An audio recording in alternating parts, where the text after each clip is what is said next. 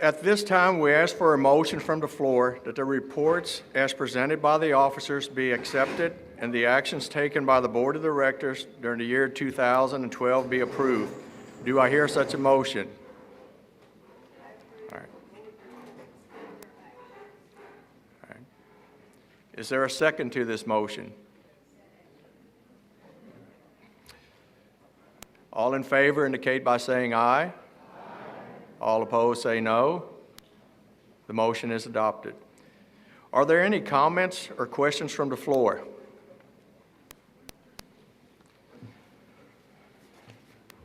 Our manager will come and answer these questions.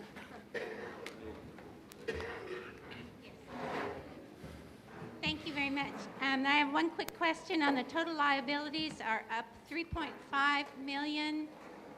Could you explain that, please? Well, we have to borrow money each year to operate, and that's just basically the liability that we incur during the year that we're going to have to pay back as a company. And most of that, I will tell you, will reside in the project that we are currently undertaking over Colorado County. We had to buy transformers. We're having to pay for that transmission line upgrade. That was about a $20 million project. Yeah, and we're doing it piecemeal. So some of it we can do out of rates, but a lot of it we have to borrow money for. So It's the opportunity to ask questions. oh, not a problem. We encourage questions, not hard ones, but questions.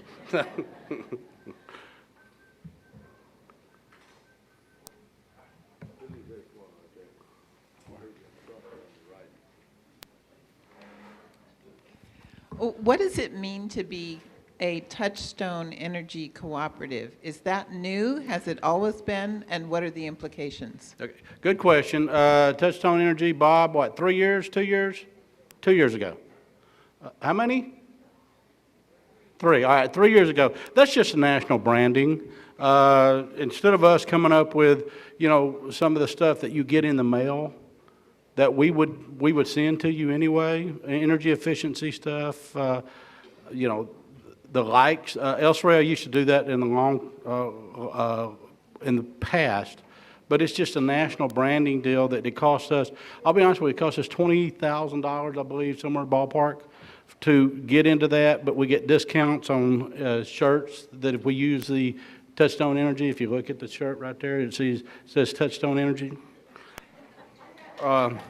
Thank you, modeled on. So, but we get discounts for that as well. So it's just an investment in the membership. Yes, it's $20,000, but you saw our prescriptions alone this year. We saved our membership $60,000.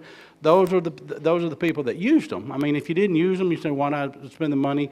But there are some the literature that we send in the mail, the literature that's in our offices, that we were going to supply anyway, we get a discount for that. So it's just a national branding type deal that we joined. Thank you. No problem.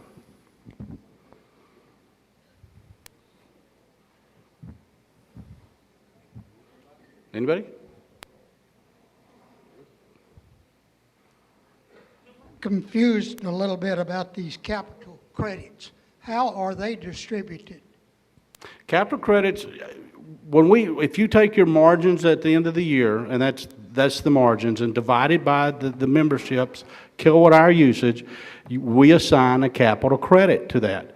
Instead of, if we were an investor owned, we would pay you a dividend, but we're not an investor owned. We use that money to put back into the system, but we assign a capital credit to your account.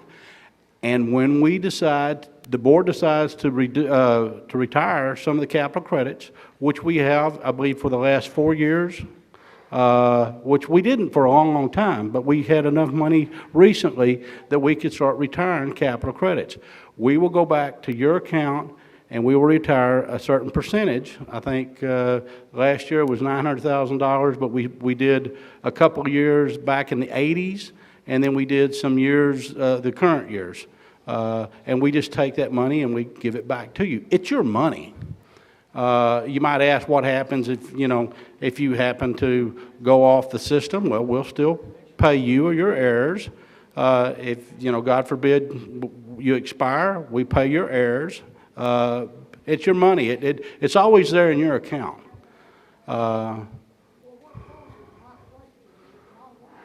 Was a member for several years, 20 or 30 years. Right. And she passed away last October. She got a letter in the mail several weeks ago saying she had X number of credits, capital credits. Well, there again, that may be true, but if we don't know that she's passed away, because we don't search the county records, somebody has to tell us that has happened. So what I would suggest is you would call Monday and talk to Shirlene Harper. She handles our capital credits. She could probably help you out. Not a problem.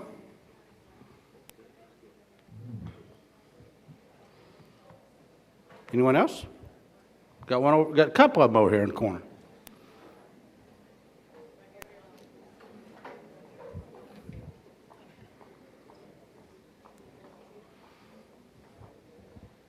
I just got a question concerning calling in, reporting of the power outage.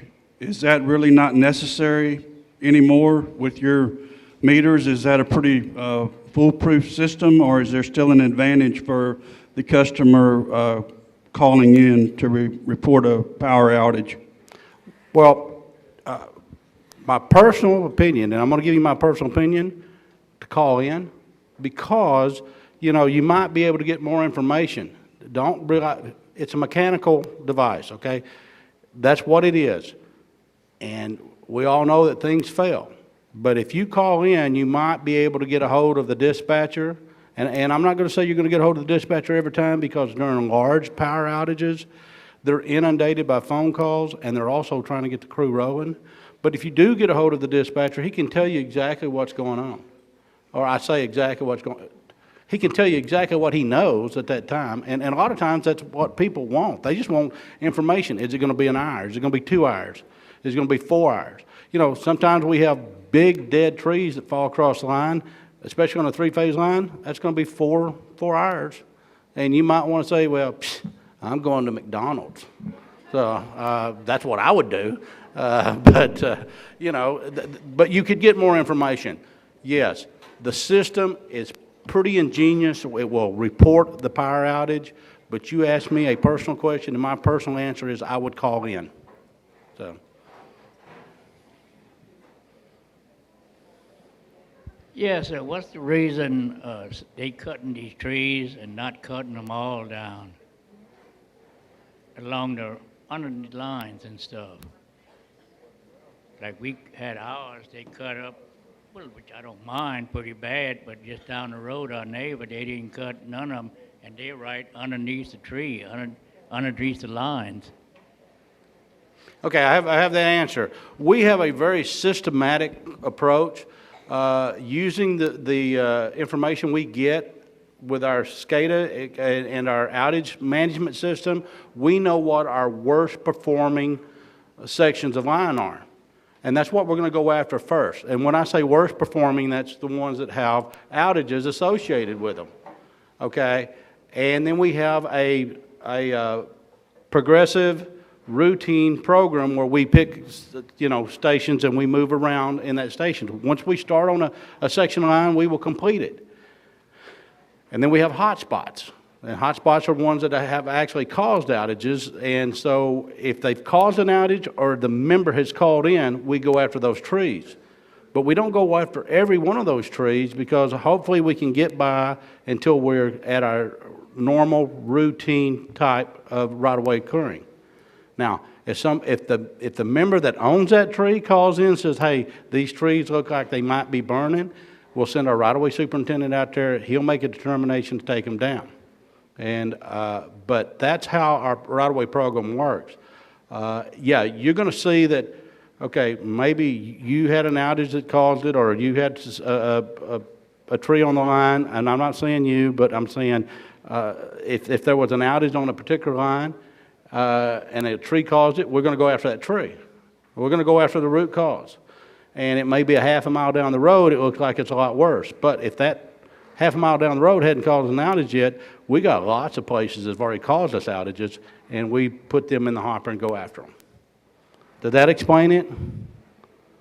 Well, I guess, but mainly I was gonna say that last rain shower, little thunderstorm we had, I was sitting on the carport and I could hear our lights was kind of doing this, and I could hear it popping down there. We know where those trees are in the lines. Okay, well, I tell you what, and I don't mind, he's going to hate me for doing this, but Greg Giebel, call Greg Giebel, and Greg, there you are. He's the guy with the beard waving at you right now. Talk to him today, and he can get things lined up. I mean, that's part of that's part of what the annual meeting's about, and that's why I have a lot of these people in blue shirts. I've said this story many, many times. I'm not near smart enough to do this without these people around me. So, any other questions? Okay. It's you, isn't it? No, who is it?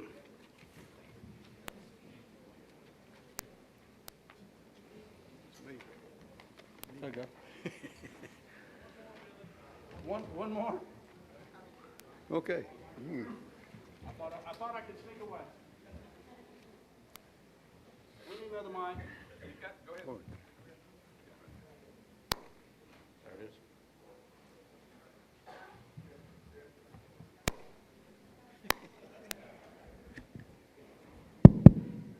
I'll come to you.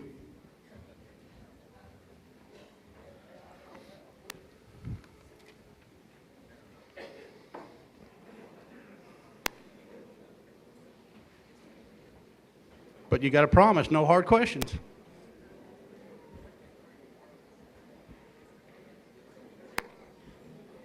This is a question going back to Capital Credit. I'm sorry I got in kind of late on the question, but for clarification on Capital Credit, when that's due, how do you handle that? Do you automatically take that off of an upcoming bill or what? Okay, you probably have noticed that on this month's bill, you were assigned capital credits for 2012. That's the assignment. Now, that's just an assignment. We don't reduce capital credits until the board, and we have enough money. Basically, when management goes to the board and says, hey, we got a lot of money, we need to probably pay capital credits, which we've done the last 4 years. Cannot promise that we will do that every year, but for the last 4 years we did, and then we would take that percentage and automatically reduce it off your bill. It's a lot easier for us to take it as a bill credit than send out 30,000 checks. And some of the checks could be 50 cents.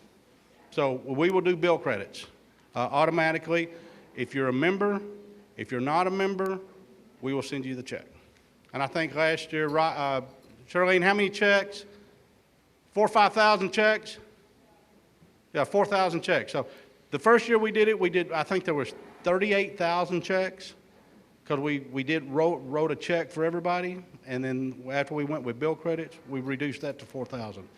It's a lot easier for that accounting staff to keep up with 4,000 checks than 38,000 checks. So, did that answer your question? Okay, that was easy. That's all right. Okay, Gus. Thank you.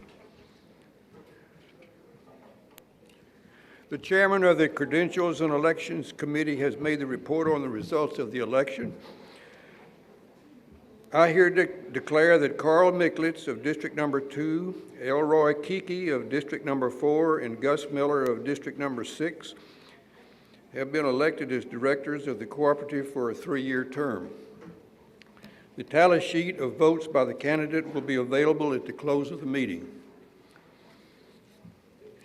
Since there is no further business to be transacted, is there a motion to adjourn the business portion of this meeting and continue with the prize drawing? Motion is made. Is there a second? Second over here. The motion has been made and seconded. All those in favor of the motion indicate by saying aye. Opposed, no. The motion is carried, and this meeting is now adjourned.